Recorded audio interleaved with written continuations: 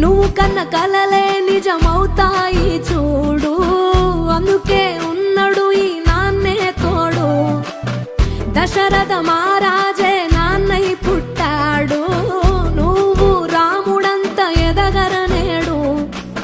చరితలు ఎన్నడు చూడని మమతల గూడే వీధిరో, సంపద అంటే ఏదో కాదురో, ఇంతకు మించి అది